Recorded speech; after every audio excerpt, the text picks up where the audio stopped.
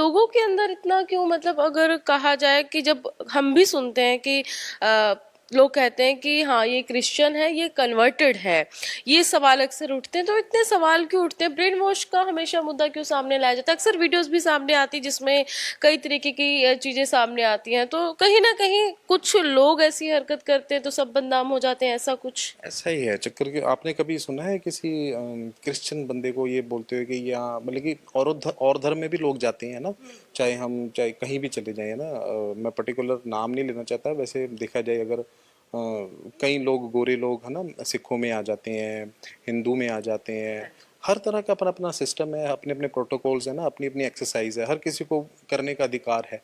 तो उसमें being a Christian अगर मैं बोलूँ तो वो अच्छा नहीं है ना, या कोई और धर्म का बोले उसको अच्छा नहीं है।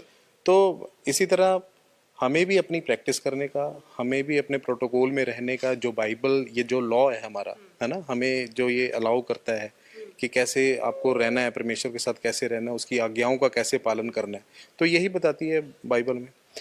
कितनी अच्छी बात है कि पंजाब में आप देखो कितने हजारों लाखों लोगों ने नशा छोड़ा है ना। कितनी सेवकाएं पंजाब में बड़ी हैं, आप जैसे बड़ी बड़ी सेवकाएं बड़ी हैं, अंकुरुला मिनिस्ट्री है, और भी बड़ी मिनिस्ट्रीज हैं पंजाब में। तो देखो ना, परमेश्वर ने तो बड़े अद्भुत तरीके से लोगों को काम करा है।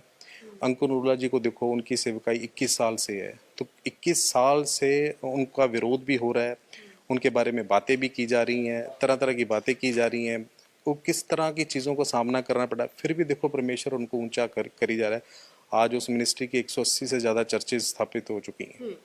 तो ये अपने आप में ही बहुत बड़ी बात है।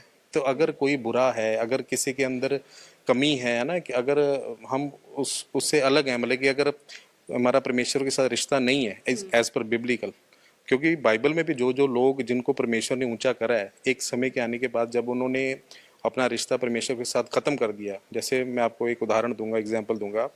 दाऊद और शाऊल, शाऊल एक राजा था जिसको खुदा ने बनाया, राजा बनाया, पर जब वो उसने आज्ञा नहीं मानी तो परमेश्वर ने अपना आत्मा उससे हटा लिया और दाऊद का अभिषेक कर दिया। तो परमेश्वर ने दूसरे बंदे को चुन लिया उसकी जगह राजा होने के लिए। जब वो राजा होने के लिए चुन लिया गया, तो शाऊल क्या कर रहा है कि शाऊल उससे जेलसी कर रहा है, शाऊल उसको नीचे करने की कोशिश कर रहा है, उसको मारने की कोशिश कर रहा है, क्योंकि